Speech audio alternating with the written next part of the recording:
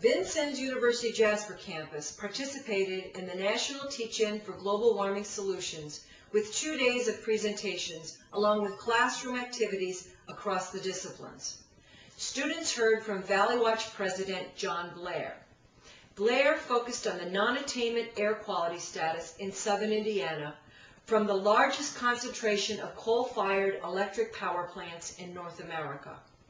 Students also participated in a lunch and learn discussion of climate issues, green jobs, and reduce, reuse, recycle issues on our campus. Hello, I am Brianne Fleck and I'm currently attending the Vincennes University Jasper campus. I have a question for the legislators. What types of solutions might address both climate change and the recession? My name is Eddie Rashi. As a father of 3 children, I was wondering where will the main areas of job growth in Indiana as we transition to a clean energy economy be? And what sectors might experience job loss? And how do you respond to industries that suggest that we have to choose between jobs and clean energy? Hi, Indiana legislators.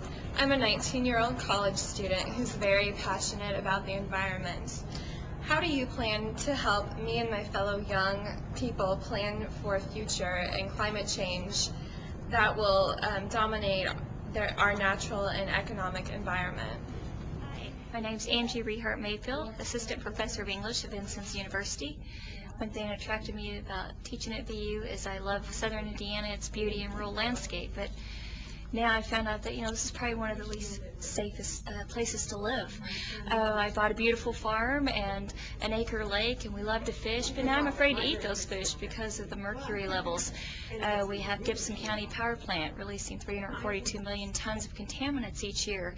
So how can you protect my children and my grandchildren, my unborn child, and my son who has asthma? I worry about all of these things. And why are we giving tax subsidies to these places and these corporations that are polluting our environment and, eventually causing us harm?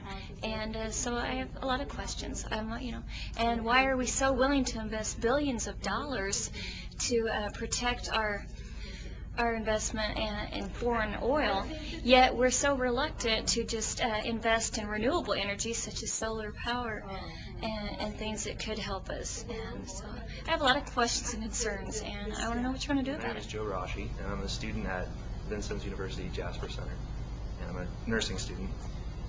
And I, like a lot of people, am concerned about the amount of pollutants that we are emitting into our water and air.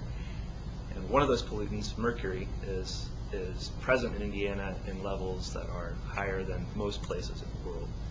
And the majority of this mercury is coming from the burning of coal power plants. But the secondary cause is the incineration of medical waste. And this is something that we have more direct control over. We have the ability to control this completely, these emissions from medical waste. Whereas coal is going to take, the burning of coal is going to take a concerted effort from everyone.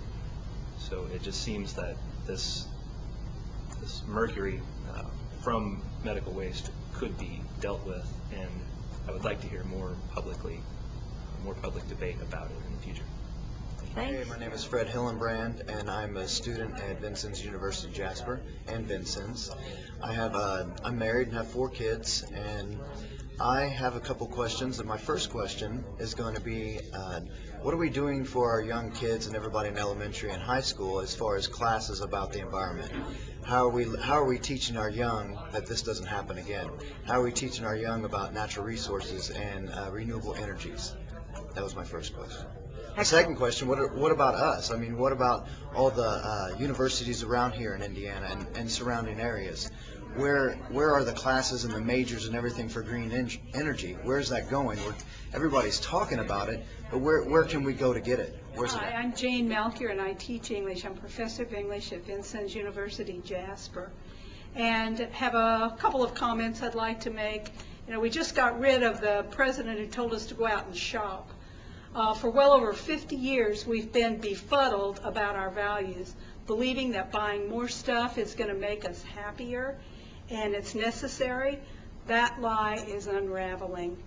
As we buy less, the economy that has been built on consumption is bound to shrink.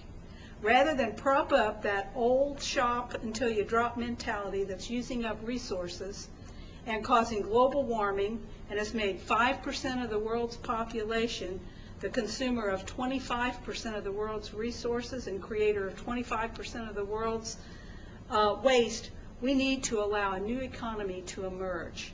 This new economy must be based on frugality, thrift, and the recognition that we can't keep wasting resources and using them at the rate that we've been doing it. If everyone lived as high on the hog as we do here in America, it would require 3 planets the size of Earth, and we don't have that.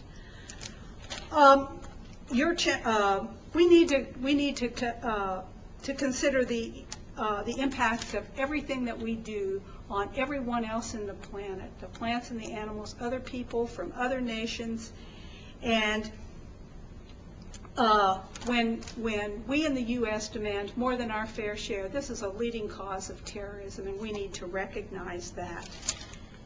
The U.S. needs to set an example for the world, not that we have a democracy that allows everyone a chance to get rich, but that we have a democracy that fosters everyone living in harmony with others by not taking more than our fair share. Your challenge as leaders isn't to prop up an economy that has never worked for most people in the world and has devastated the ecosystems we depend on, but it's to usher in real change that recognizes the dignity of all people, regardless of nationality, and all life in a planetary ecosystem that can only function if the whole is healthy. Thank you. All right, this is for Senators Bayh and Lugar, and for Congressman Hill and Ellsworth. I am a proud Democrat. I have helped, I'm sorry? Your name? Sorry. My name is Jay Rogers, and I have worked for all of your campaigns with the exception of Senator Lugar. And Senator Lugar, I've had nothing but good things to say about you as a Republican as well. However, there are some issues that directly affect my family, and I would imagine they affect your families as well, that have simply not been addressed by any of you. The big one is the environment. Specifically, I want to talk about the myth of clean coal. You know, during the campaign, there was all kinds of talk about that from President Obama, who I also worked for, and from some of you. I want to know why you think that any coal is clean, and why you think it's a good idea to support something that is going to cause problems for your children and grandchildren. In this state, we've got a huge problem with coal here. We're importing it in from Wyoming. We're using all that we have for some of the massive power plants we have here.